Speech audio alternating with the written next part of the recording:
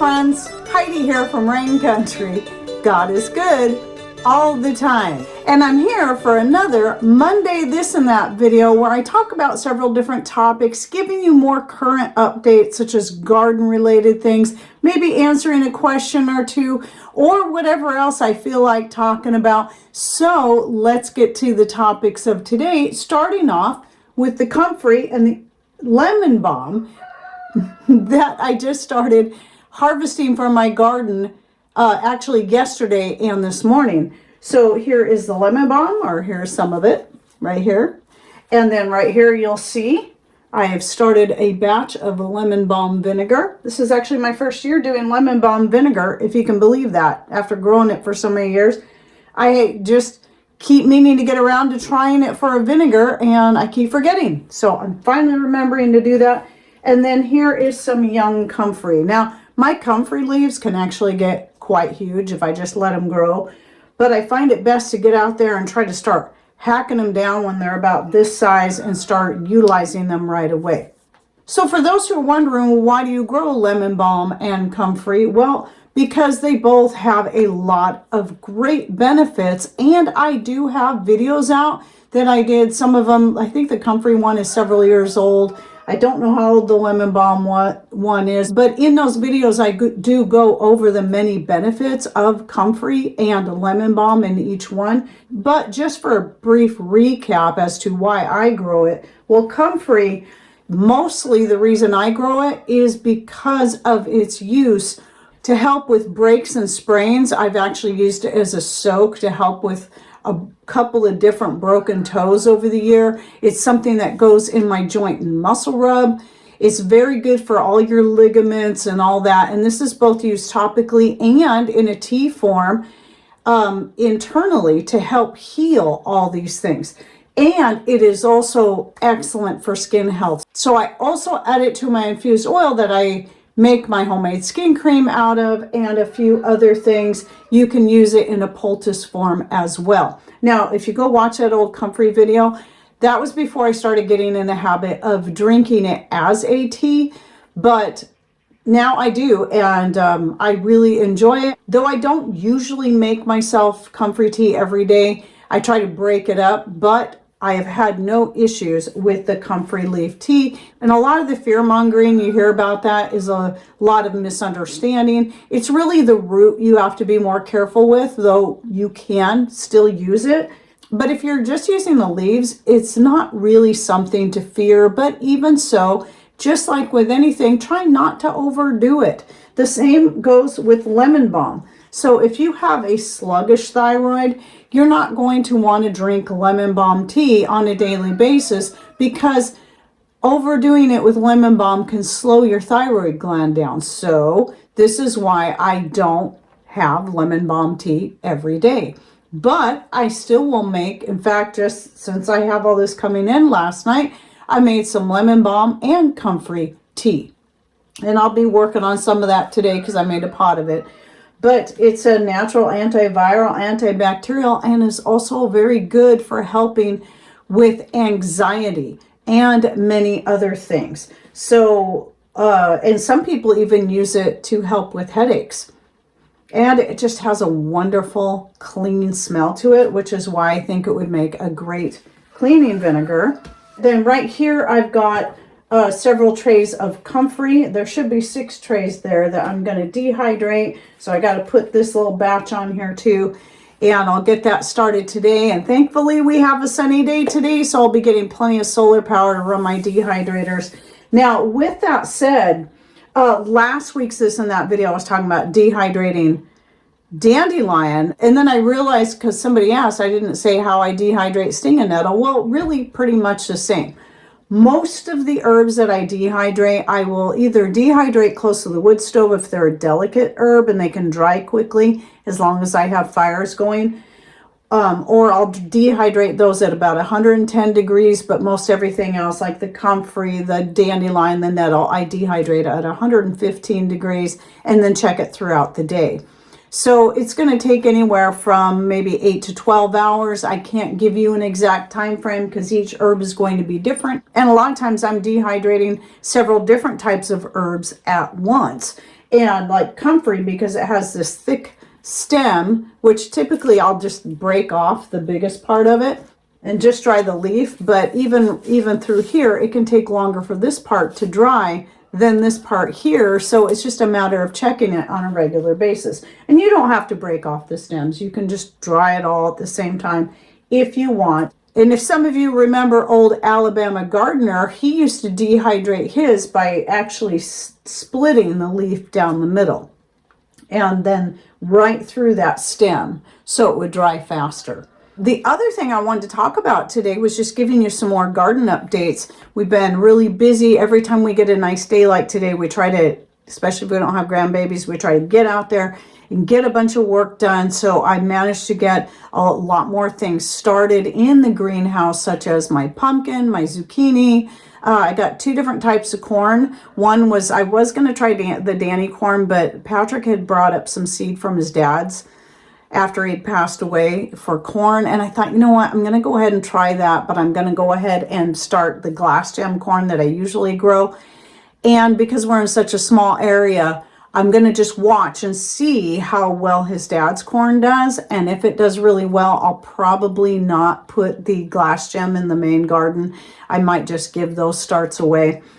Because I don't want mutt corn, so I can't have them growing in the same area. But I've also started my lettuces, some calendula, nasturtium, basil, and most of that I started in the greenhouse. Some of it I started in pots outside, along with some of my runner beans that I started in pots. I usually start those a couple weeks earlier than I do the ones that I'm going to plant in the main garden, which we're still in the process of cleaning up and getting it ready for planting. My potatoes are planted in the front yard garden, but I've got some more that I'm going to be putting out back once we get those areas all ready. And then my seedlings in my south-facing window in those little succulent pots that I decided to try are doing great. I'll put a little video clip here. In fact, I'm going to need to start moving those tomatoes out to the greenhouse because they're getting a little too big for those little pots. The peppers will be fine in there for a while because they grow much slower than the tomatoes, but the tomatoes are just going crazy. I want to keep them in as long as possible because we could still get a freeze.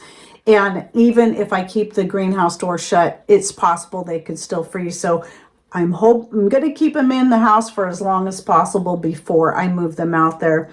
And then I've got my arnica and echinacea and lovage starts that are doing really well. I already know what I'm going to do with my echinacea starts and at least a couple of the lovage. But now that I see all the arnica popping up in my back garden, I'm not really sure what I'm going to do with all these arnica starts. I may end up just giving them to a friend because I really don't need them with all the plants that are coming up in the back garden. I might put a couple of them in a pot out front or something. We'll see. Oh yeah, and then my sunflowers. So I've got my Lemon Queen sunflowers, which I am selling seeds for those. I'm not currently selling seeds for the chocolate cherry sunflower, but maybe I will in the fall. We'll see how many I get. But I decided to start some more of those too. The Lemon Queen usually does best for me of all the different sunflowers I've tried.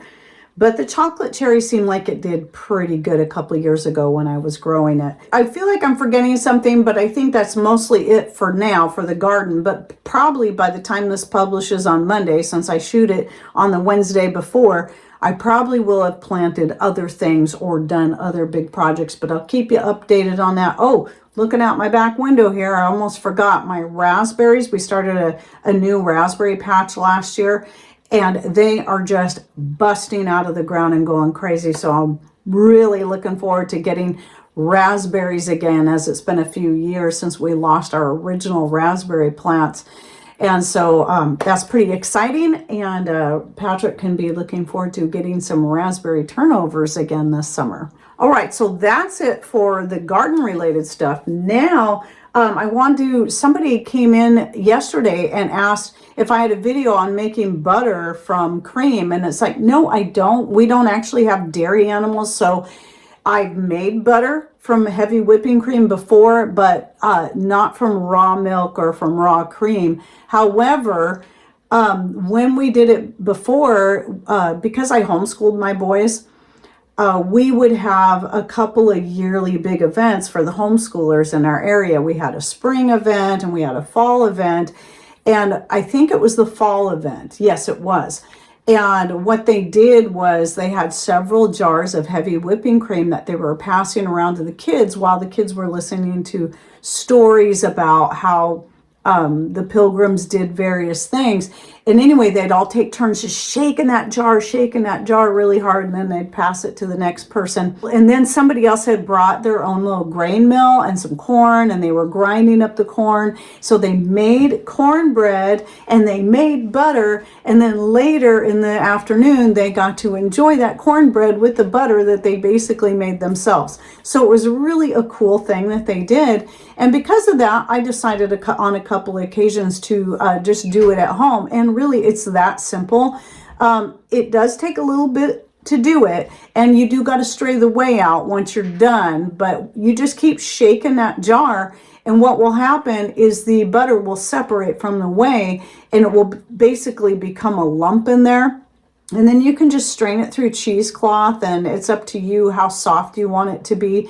Add a little salt to it. It's really a pretty simple process, but I have to say I've never done it with raw milk, raw cream, or anything like that. But I know you really want that heavy cream, because that's where the butter is. And then one more thing. So a lot of you know I've been working on some different baby blankets and stuff, because we've got another grandbaby coming along, and we've got a friend having a baby. And so to go with the blankets, I haven't made my little creatures in a long time. But I decided to make a little octopus because I thought it was different. And the babies I'm making all these for are due in July, so it'll be summer anyway. And we think of beach and ocean related things. So I thought it'd be fun to make this little octopus.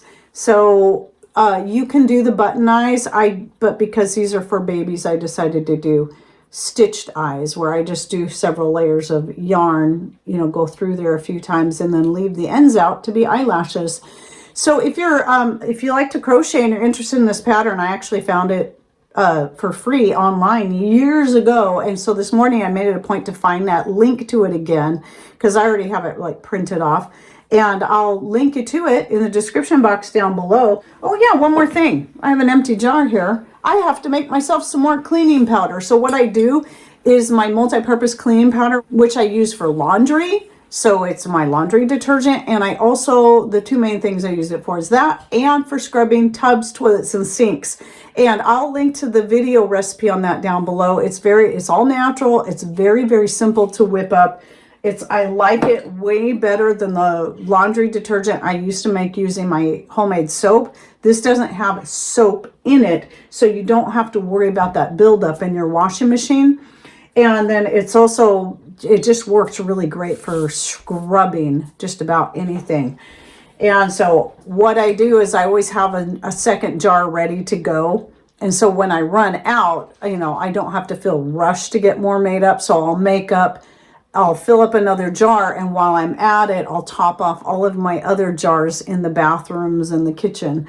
So yeah, so if you're interested in that, it's very cheap, very simple. So don't forget to click on more somewhere down here, or show more if you're on Rumble, to open the description box and find the links I'll be putting therein. And if you have any thoughts, ideas, questions, please put them in the comment section down below, and don't forget to like and share this video to help get us boosted again in the algorithms. And after all the changes YouTube has made, it's been really tough to try to get my videos back into the algorithms, and so all the help you can be is really, really appreciated. And thanks for watching. Take care, and God bless.